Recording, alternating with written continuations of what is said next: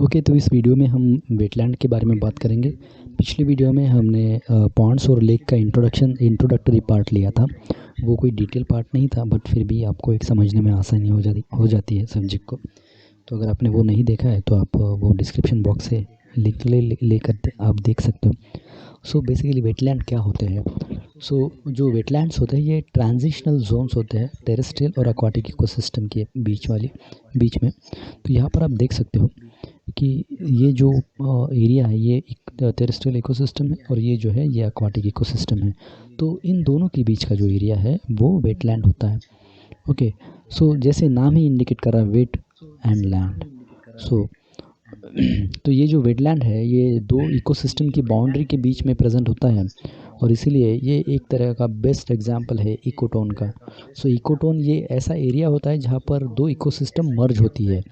जैसे मान लीजिए कोई लेक है और कोई टेरेस्ट्रियल लैंड है, तो टेरेस्ट्रियल लैंड और लेक इसके बीच का जो एरिया होगा वो इकोटोन है।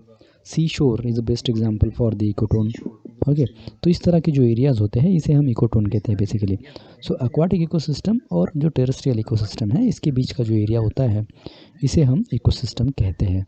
सो किसी भी चीज़ को वेटलैंड कहने के लिए उसके पास 3 क्राइटेरिया होनी चाहिए। सबसे पहला क्राइटेरिया है जो सॉइल है वो वाटर सैचुरेटेड होनी चाहिए काफ़ी लंबे समय से।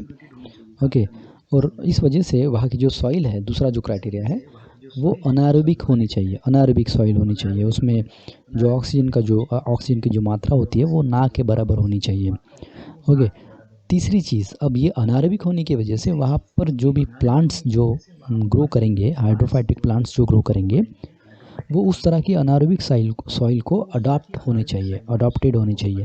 ओके, तो उसी तरह के पोर्शन को अब देखिए क्या होता क्या है, जब भी कोई अडाप्टेशन होता है तो इसके लिए काफ़ी लंबा समय लगता है। ओके, सो अगर अडाप्टेशन हो रहा है मतलब वो वेटलैंड जो है वो काफ़ी लंबे समय से है, मतलब वहाँ की जो सॉइल है वो काफ़ी लंबे समय से सैचुरेटेड है। तो इसीलिए जो वेटलैंड जो है उसका सबसे पहला क्राइटेरिया यही है कि वहाँ की जो सॉइल है वो काफ़ी लंबे समय से वाटर सैचुरेटेड होनी चाहिए। ओके, तो इसके बाद हम बात करते हैं टाइप्स ऑफ वेटलैंड के बारे में। वेटलैंड जो है, वेटलैंड किस किस एरिया को हम वेटलैंड कह सकते हैं ये हम इसमें देखेंगे। तो सबसे फेमस मार्शिश, ये क्या होता है? मार्शिश जो है ये सी शोर, मतलब ये मराइन हो सकते हैं, ये फ्रेश वाटर भी हो सकते हैं। सो स्ट्रीम्स, रिवर्स, लेक्स, तो इसके आजू बाजू में जो ग्रासी वेजिटेशंस जो आपको मिलेगा, जैसे ये डायग्रामेटिक प्रेजेंटेशन है इसका। सो यहाँ पर आप देख सकते हो ये जो इस लेक के आजू बाजू, लेक या फिर पॉन्ड जो भी होगा, इसके आजू बाजू में जो भी ग्रासी वेजिटेशन है इसे हम मार्श कह सकते हैं। सो यहाँ पर एक बात नोट कीजिए आप, यहाँ पर मैं ग्रासी वेजिटेशन की बात कर रहा हूँ, यहाँ पर वुडी वेजिटेशन नहीं होता है। ओके, यहाँ पर मैक्सिमम आपको ग्रास दिखेगी। ओके, उसमें किसी भी तरह का वहाँ की जो वेजिटेशन होगी उसमें वुड नहीं मिलेगा आपको, बहुत ही सॉफ्ट तरह की ग्रास यहाँ पर पाई जाती है। तो इस तरह के एरिया को हम मार्श कहते हैं। ओके, तो मार्श को समझने के लिए एक वीडियो हम देख लेते हैं जिससे आपका जो मार्श का जो आइडिया है वो क्लियर हो जाएगा। सो यहाँ पर देखिए ये जो एरिया है, इस एरिया में पूरी तरीके से ग्रास ग्रो हो रही है, तो इसे आप मार्श कह सकते हो। अब कंडीशन, हमारी पहली कंडीशन क्या थी कि ये एरिया, मतलब ये जो मार्श वाला एरिया ये काफ़ी लंबे समय से यहाँ पर होना चाहिए। ओके, तभी आप इसे वेटलैंड कहोगे। तो ये काफ़ी लंबे समय से अगर है तो ही हम इसे वेटलैंड कह सकते हैं। सो ये जो एरिया है इस एरिया को हम मार्श कह सकते हैं। ओके, तो इसके बाद जो दूसरा जो टाइप है वो देखेंगे। दूसरे टाइप में आता है स्वैम्प। तो स्वैम्प क्या होते हैं? स्वैम्प जो है ये वुडी प्लांट से डोमिनेटेड होते हैं। Okay, they also have saturated soil and much standing water at certain time of the year. तो यहाँ पर आपको गड्ढों में पानी जमा हुआ दिखेगा। ओके, तो लेकिन मार्श और स्वैम्प की अगर हम डिफ्रेंशिएशन की बात करते हैं तो यहाँ पर आपको वुडी प्लांट्स मिलेंगे, एक जंगल सा होता है। सो बेसिकली यहाँ पर हो सकता है कि मैनग्रोव प्लांट हो। तो इस तरह के जो प्लांट्स हैं जो वेटलैंड को अडेप्टेड होते हैं। ओके, तो इस तरह के प्लांट्स आपको यहाँ पर देखने को मिल जाते हैं स्वैम्प्स में। तो स्वैम्प को समझने के लिए एक वीडियो देख लेते हैं यहाँ पर। तो ये जो आप देख रहे हो ये एक्चुअली मैनग्रोव फॉरेस्ट है और इसके आजू बाजू में देखिए वाटर लॉज एरिया है। तो ये एक बेस्ट एग्जांपल है स्वैम्प का। ओके, सो नेक्स्ट है टाइप्स ऑफ वेटलैंड में वर्नल पूल्स। तो वर्नल पूल क्या चीज़ होती है? तो इस डायग्राम में देखिए यहाँ पर कुछ एरिया है जहाँ पर वाटर एक्यूमुलेट हुआ है। तो वर्नल पूल का जो साइज़ है, यानी कि एक किसी भी बड़े रिसोर्स के आजू बाजू में अगर आपको फिर से कोई छोटा रिसोर्स, वाटर रिसोर्स या फिर जिसका साइज़ छोटे पॉन्ड से लेकर एक बड़े लेक तक हो सकता है, बेसिकली वो शॉलो होता है। सो इस तरह के वाटर बॉडीज़ को हम वर्नल पूल्स कहते हैं। आप डायग्राम में देखकर यहाँ पर समझ सकते हो कि वर्नल पूल एक्चुअली चीज़ क्या होती क्या है। ओके, तो वर्नल पूल के लिए हम एक वीडियो देख लेते हैं, इससे आपका आइडिया क्लियर हो जाएगा। तो यहाँ पर देखिए ये एक वेटलैंड है और ये जो एरिया है यहाँ पर देखिए, यहाँ पर और यहाँ पर, तो इस एरिया में आपको कुछ वाटर एक्यूमुलेटेड ये दिख रहा है।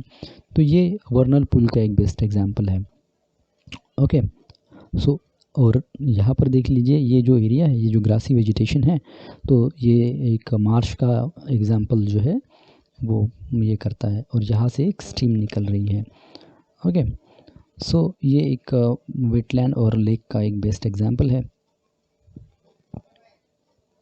तो हम बढ़ते हैं अपने अगले पॉइंट्स की तरफ। अब बोग्स क्या चीज़ होती है? सो ये काफ़ी इंटरेस्टिंग सा टॉपिक है, बोग और फेन। तो बोग्स और फेन्स, इसका हम डिफ्रेंशिएशन यहाँ पर थोड़ा सा देख लेते हैं। डायग्राम में देखिए यहाँ पर एक गड्ढा सा बना हुआ है, इसे बोग कहते हैं। बोग की खास बात क्या होती है? बोग्स जो है वो स्पॉन्जी पीट्स होते हैं, मतलब गड्ढे होते हैं, बहुत ही स्पॉन्जी होते हैं। ओके, और इसमें एसिड वाटर होता है। तो अगर आप ऑब्जेक्टिव की प्रिपरेशन कर रहे हो तो ये बात ध्यान में रखिए, bogs are characterise by acidic water. Okay, so ये स्पॉन्जी क्यों होते हैं, इसे मैंने यहाँ पर लिखा है, ये स्पॉन्जी पीट्स है। वाई? बिकॉज क्योंकि इनमें एक स्पैग्नम मॉस जो है वो ग्रो करती है। ओके, और इस मॉस की खास बात यह है कि इसमें लार्ज सेल्स होती है और उसमें बहुत बड़ी बड़ी ओपनिंग्स होती है और इस वजह से, इस ओपनिंग की वजह से ये मॉस जो है ये काफ़ी सारा वाटर जो है वो अपने आप में अपने सेल्स में होल्ड करके रखती है। ओके, जिस वजह से ये बोग्स का जो स्पॉन्जी नेचर है वो उस वजह से आ जाता है, उस स्पैग्नम मॉस की वजह से। ओके, सो यहाँ पर स्पैग्नम मॉस जो है वो बहुत ज़्यादा डोमिनेट करती है। ओके, सो बोग्स की अगर हम बात करते हैं तो इसमें जो ऑक्सीजन का जो लेवल है ये काफ़ी कम होता है। क्यों? क्योंकि इसमें जो वाटर है ये फ्लो नहीं करता और इस वजह से इसमें ऑक्सीजन लेवल जो है ये काफ़ी कम होता है। और जहाँ पर जो भी वाटर है ये ज़्यादा से ज़्यादातर रेनफॉल से आता है और इस वजह से बोग्स जो है वो न्यूट्रिएंट पुअर होते हैं। ओके, अब न्यूट्रिएंट पुअर होने की वजह से यहाँ पर क्या होगा? न्यूट्रिएंट पुअर मतलब क्या? जो सॉइल है यहाँ की, इसमें नाइट्रोजन की कमी होती है। ओके, नाइट्रोजन, किसी भी तरह का नाइट्रोजन यहाँ पर पाया नहीं जाता। तो ये बेसिकली यहाँ पर जो प्लांट्स ग्रो होते हैं ये प्लांट इंसेक्ट ईटिंग प्लांट्स होते हैं। ओके, जैसे कि पीचर प्लांट है, तो ये आपको देखने को मिल जाएगा यहाँ पर बोग्स में। ओके, अब और एक ख़ास बात ये है कि अब इसमें लो लेवल ऑफ ऑक्सीजन होने की वजह से, ओके, तो किसी भी चीज़ को, यानी कि अगर कोई भी बैक्टीरिया है या फंगस है, तो किसी भी डेड प्लांट को या किसी डेड एनिमल को ये क्विकली डीके नहीं करता, सड़ाता नहीं है। ओके, तो अगर कोई भी चीज़ बोग में गिर जाती है तो वो बहुत सारे दिनों तक वो प्रिजर्व कंडीशन में रहती है, क्योंकि उसका डिकम्पोजिशन नहीं होता। क्यों नहीं होता? क्योंकि यहाँ का जो एटमॉस्फेयर है, सॉरी, यहाँ का जो इन्वायरमेंट है वो एसिडिक है। ओके, और इसे एसिडिक इन्वायरमेंट की वजह से जो फंगस और बैक्टीरिया जो है वो अपना जो डिकम्पोजिशन वाला जो काम है वो बंद कर देते हैं।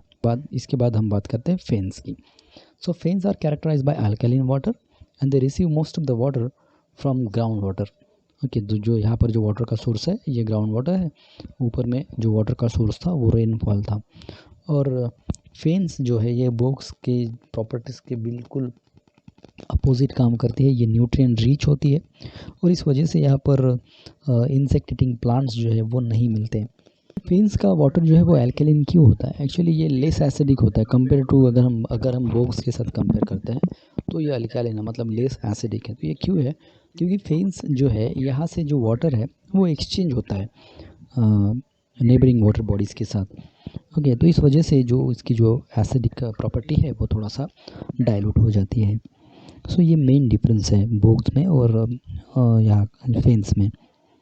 Okay, so fanes are often found near the bogs and over time most fanes become bogs. इसके बाद हम बात करते हैं some important wetlands in India. सो यहाँ पर ये जो लिस्ट मैंने बनाई है ये कुछ ऐसे वेटलैंड्स है जो रामसर कन्वेंशन के अंदर आते हैं। मैंने सारे के सारे इनलिस्ट नहीं किए हैं, कुछ खास मैंने यहाँ पर इनलिस्ट किए हैं, जैसे कि चिल्का लेक। चिल्का लेक जो है ये बिगेस्ट ब्रैकिश वाटर लेक है जो उड़ीसा में पाया जाता है। Wular lake largest fresh water lake है जो कि जम्मू एंड कश्मीर में मिलेगा। तो आप इसे पढ़ सकते हो, यहाँ पर मैंने ब्रैकेट में उनकी कुछ खास बातें जो है वो लिखी है। सो ये रामसर कन्वेंशन क्या होता है? रामसर कन्वेंशन एक्चुअली एक तरह का एक्ट है जिसके थ्रू जितने भी वेटलैंड्स है वो उन्हें कंजर्व किया जाता है।